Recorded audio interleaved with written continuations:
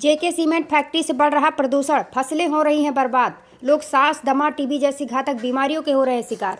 उड़ रहे डस्ट से लोगों का जीना हुआ हराम, पलायन को मजबूर। एनजीटी को नहीं दिख रहा जेके सीमेंट फैक्ट्री का प्रदूषण, क्षेत्र के लोग घुट घुट कर जीवन यापन करने को मजबूर। किसानों के नहीं थम रहे हैं खून भरे आंसू, बयां कर रहे हैं दर्द भरी दास्तान। नमस्कार, आप देख रहे हैं जेपीएम न्यूज चैनल। जनपद प्रयागराज से जिला संवाददाता राजदेव द्विवेदी की बड़ी खबर।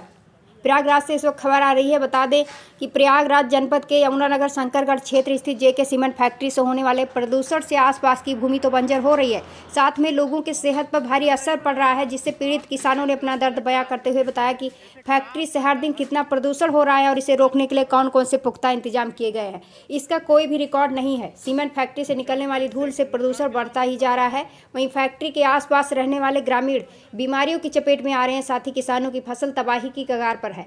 बता दें कि फैक्ट्री की सीमेंट के कण धूल की परत आसपास के खेतों में जम जाती है, इससे फसलें बर्बाद हो रही हैं।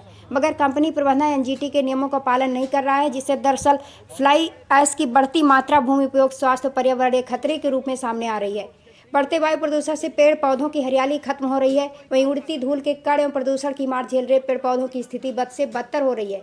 बता दें कि कंपनी के प्रदूषण से शिवराजपुर, बेनीपुर, लखनपुर, गाढ़ा कटरा, हड़ही, गुलरहाई, लेदर, आमगोंदर, बिहरिया, जनवा आदि दर्जनों गांव प्रभावित हैं, जहां क्षेत्र के लोग घुट घुट कर जीवन यापन करने को मजबूर हैं। चलिए एक नज़र डालते हैं खबर पर। दादा ये बतावा, आपकी यहाँ प्लांट लग गया आपके क्षेत्र में, ऐसे का फायदा भा लोगन का कुछ बताऊगा कि का नुकसान हो रहा है? दादू के यहाँ कुछ फायदा नहीं, नुकसान हो। अच्छा, मतलब इससे नुकसान के अलावा कोई फायदा है नहीं? भाई धूल उड़ा खेत में सब रही जाते, पेड़ पौधा झुरान जाता, आम महुआ देखा कैसे है। और गेहूं राई के पौधे में भी असर पड़ा। हाँ, गेहूं के मतलब फसलों में भी असर पड़ रहा है। और जो बड़े बड़े पेड़ हैं वो भी सूख रहे हैं। पेड़ जल दिखाई। अच्छा, लोकल लोगों के लिए जो क्षेत्रीय लोग हैं जिन्होंने जमीन दिया है अपनी, तो उनको ही क्या फायदा दे रहे हैं? तो कुछ ना पैसा पाए ना, अपन चले के बाजार घर बनवा ले, जैसे रोजगार आपके जो जैसे हर परिवार गांव में जैसे लड़के होंगे, आस पास के लोगों को कोई नौकरी काम हम लोग को दिए। दादू लोकल आदमी रखते नहीं, लोकल रखते नहीं। कभी कोई इसके मतलब है अधिकारी आते हैं जो इधर अगल बगल दौरा करते हैं गांवों का।